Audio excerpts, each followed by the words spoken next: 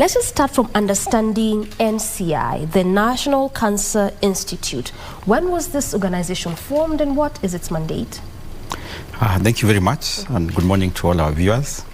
The National Cancer Institute is a state corporation, is a government agency established under an Act of Parliament. The Act of Parliament, in this case, is the Cancer Prevention and Control Act, which was enacted back in 2012. So the institute, in principle, came into being towards the end of 2015, early 2016, when the first board of trustees was inaugurated and a secretariat was put in place.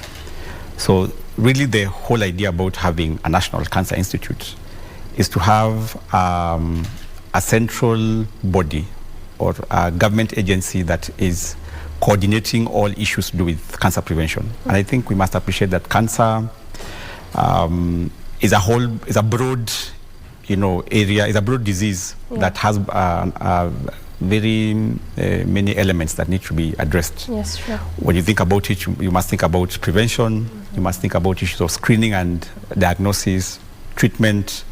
When you think about building capacity for cancer in terms of workforce, financing. So there are very many elements when you think about managing or addressing the burden of cancer that require deliberate action, that require resources to be placed against. So that's the whole essence why the institute was put in place.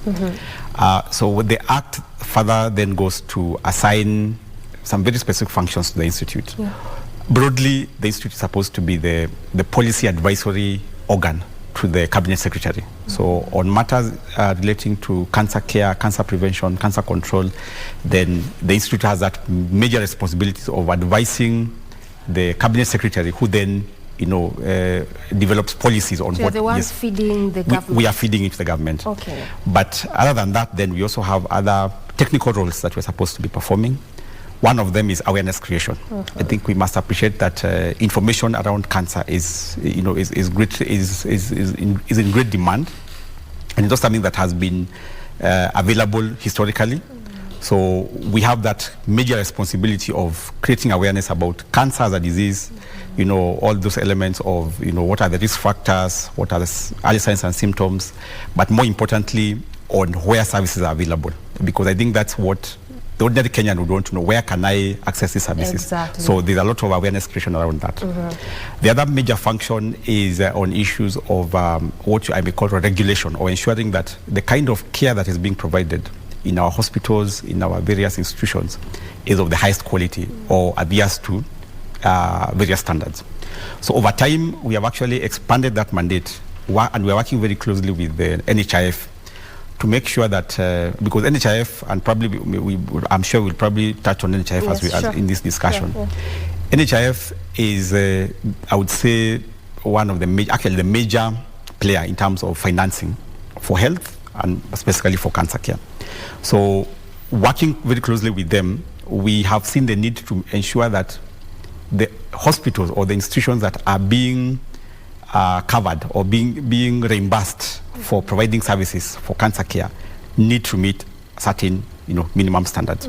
So over the past, I think that we are going into the second year now. Over the past 2 years or so, we have put in place a mechanism to make sure that any hospital that is cleared by NHIF to be providing cancer treatment meets some standards that we have set. And we worked very closely with our stakeholders, our practitioners, our subject matter experts to come up with some set of standards that everybody should adhere to meet. Yes. So that's why I said that mandate of quality assurance and regulation is also very critical. Another key mandate is the issue of data, managing data, just having a grasp of how big a burden is cancer in this country. And we have worked, very deliberately over the past 2-3 years to put in place a mechanism for our medical institutions and our medical providers to be able to report on cancer.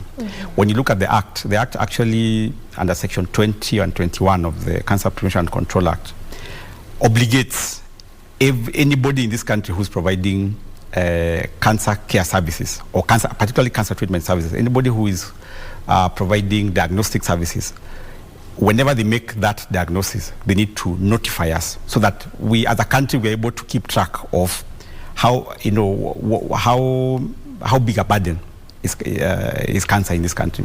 So that function on managing our data is precisely maintaining the cancer registry.